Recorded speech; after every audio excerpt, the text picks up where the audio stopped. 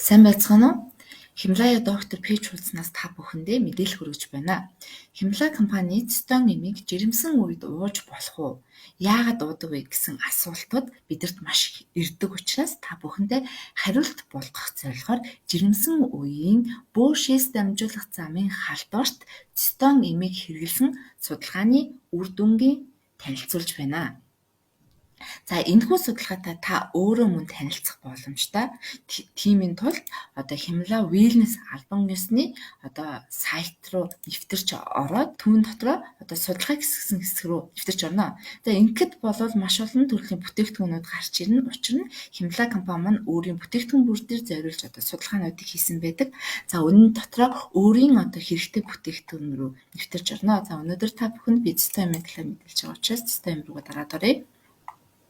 За энэ цитон эм руугаа дарж ороход мөн маш олон төрлийн судалгаанууд байна. Үүн дотроо өөрт хэрэгтэй судалгаараа нэвтэрч орох шаардлагатай. Үүний тулд бид өнөөдөр жирэмсэн үед хийгдсэн судалгаа маань хэрэгтэй учраас жирэмсэн үеийн шилсний замын халдварт хийгдсэн судалгаараа нэвтэрч оръё.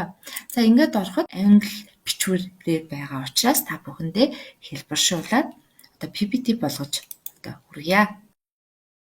За энэхүү судалгаанд маань нийт 100 жирэмсэнг хамруулсан байгаа.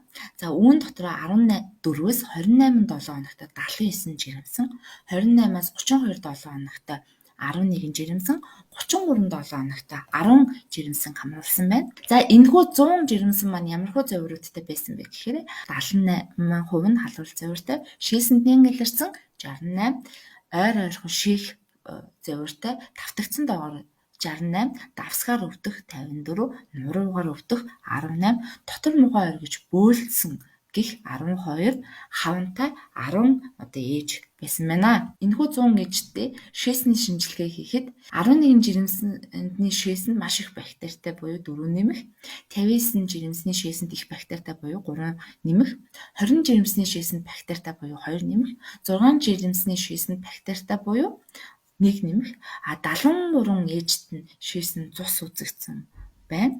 Мөн чулуу үүсэх эрсдэл илэрсэн байна. Бактерийн шинжилгээ хийж үзэхэд 89 ээжинд Escherichia халдвартай, 11 ээжинд Staphylococcus-ийн халдвартай байсан байна. Энэхүү 100 ээжээ 3 бүлэг болгож хуваасан байна. За эхний бүлэг буюу 40 ээжид цитоныг 2 ширхгээд эмнэлзэн завиур арилтал болгосон. Б бүлэгт 30 жирэмсэнд цитоныг 2 таблеткаар уулгахын хажуугаар ам буцлиныг 250 мг-аар 6 цагийн зайтай 7 хоног уулгасан байна. Групп C буюу 30 ээжид цитоныг 2 ширхгээр мөн дээр нь алкалины хандмалтай хамт уулгасан байна. За ингэж уулгах явцад юу болсон бэ гэхээр эхний групп А бүлэгт уусан 40 ээжийн 30% нь сайжрал өгсөн, 7% нь эмнэлзэн завир арилсан боловч шинжилгээгээр шийсэн бактеритай байсан. 3 ээжид онц үр дүн үзүүлээгүй байна. Групп B байсан 30 ээжид 24-т бол маш сайн үр дүн үзүүлсэн.